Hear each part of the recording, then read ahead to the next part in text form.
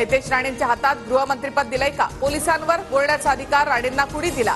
शरद पवार गट आक्रमक.